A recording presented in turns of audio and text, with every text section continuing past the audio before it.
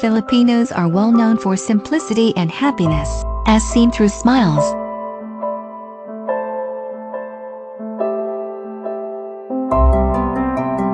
Unknown to many, the warmth and friendliness are traits that have been honed through years of hardships and disasters.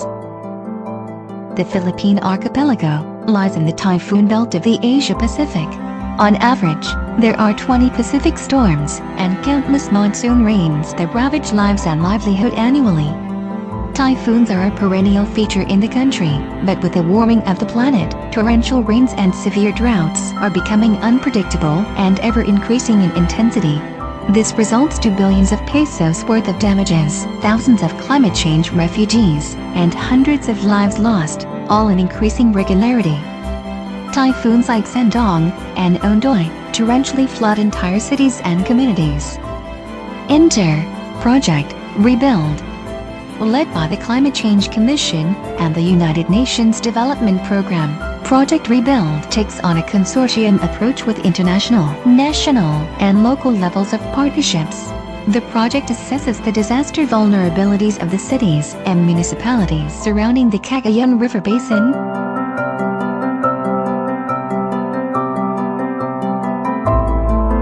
and the Hala River Basin. Cagayan and Hala River Basins are two areas that support thousands of people in cities and municipalities surrounding these areas. These water systems are home to diverse ecosystems and a vast array of flora and fauna. For a majority of Filipinos relying on agriculture and fishing, the river basin support communities and is a primary resource for water and irrigation. If disaster strikes in these river basins, entire human and natural ecosystems will be damaged, effectively paralyzing the local economy and community, leaving thousands homeless and helpless in a catastrophe. Project Rebuild builds on the resiliency of the Filipino spirit by embarking on a vast and multifaceted collaborative project. Project Rebuild is resilience capacity building for cities and municipalities to reduce disaster risks from climate change and natural hazards.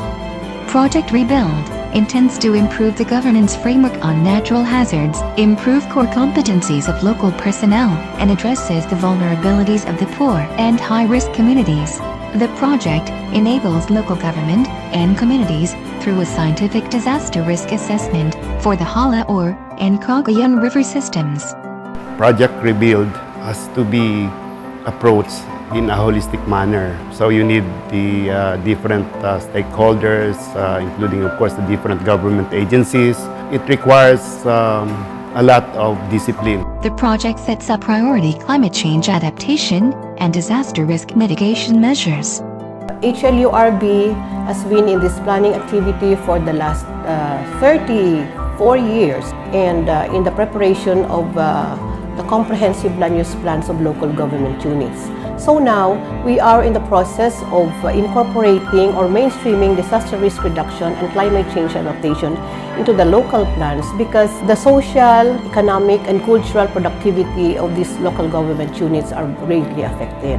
The project mainstreams disaster risk management and climate change in the policy and planning processes. This will increase competencies of local planners and academic partners and build awareness among the population living along the river basin.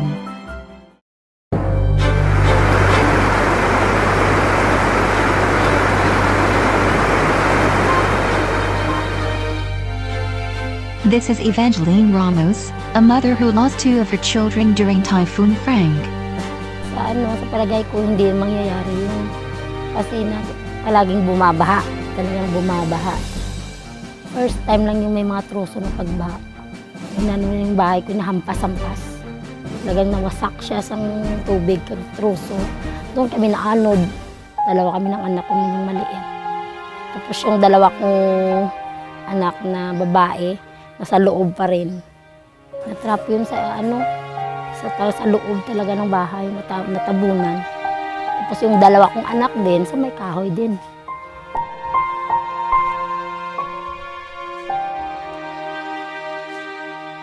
The project protects the communities through climate-resilient livelihoods. Project Rebuild is actually very timely and very opportune. Rebuild has already zeroed in on cities and municipalities. It is very welcome indeed because we more or less would already be involving the grassroots in the mainstreaming of the RRCCA concerns. One of the challenges would be the sustained interest of our partners. So with the help of the Project Rebuild, at least the technical concerns that is necessary for mainstreaming the RRCCA and the tools would be put in place and would be provided by the project. The project also shares knowledge through local ownership of climate change and disaster risk management through localizing knowledge management systems.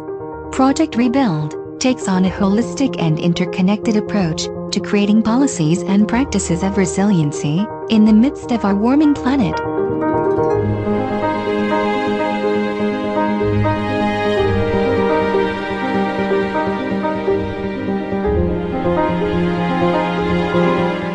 It's really very important for the partnership. It's really important for the Climate Change Commission to tap the academe for the project in order for us to educate these vulnerable people. The main project is to have a hazard map wherein we really need data gathering, especially on GIS. And I think the College of Engineering is well equipped with technical people who knows how to do this. Project Rebuild will improve the governance framework in Regions 2 and 6 by putting in place necessary enabling policy environment, mechanisms, systems, and tools for climate change adaptation decision-making. It will improve the capacities of concerned stakeholders to address disaster risk from natural hazards and climate change with setback development gains and make the vulnerable poor poorer. It will fill the gap on the spatial dimension of the projected disaster risk from climate change at the city and municipality level, where results can be immediately translated to mitigating measures like community-based and managed early warning systems, operational contingency plans, and re-engineering of infrastructure. The Climate Change Commission offers this project as the first stage of a more comprehensive and long-term capacity development program for cities and municipalities addressing both acute or disaster and chronic or slow creeping risk from climate change and other related natural hazards. Furthermore, there is a need to characterize the risks in a more integrated fashion to ensure cost-effective mitigation actions. This entails studying the source of danger in a comprehensive manner, which in effect the whole river basin, and not just individual rivers or tributaries, and coming up with a spatial dimension of the projected disaster risk from climate change at the city or municipality level, taking into consideration the probable extent of impacts of expected changes in frequency, magnitude, and geographic coverage of climate-related hazards. This way, risk reduction measures take an anticipatory strategy and mitigation actions, such as through the establishment of a basin-wide integrated and community-based early warning system, and operational integrated contingency plans, become more effective and less expensive than on per individual tributary basis. Going down to the cities and municipalities is the next logical step, since it is at this stratum where the spatial dimensions of the risks are able to provide an opportunity for actual, concrete mitigation, such as through early warning systems, contingency planning, climate proofing, infrastructure and settlements, among others, and where the planning elements are concretely identified and therefore serve as basis for risk-based development that provide opportunity for concrete changes that can be taken up by the local government units or the affected population themselves. Because in this planet that we call our home, human and natural ecosystems are intrinsically connected. Rebuilding is our collective responsibility.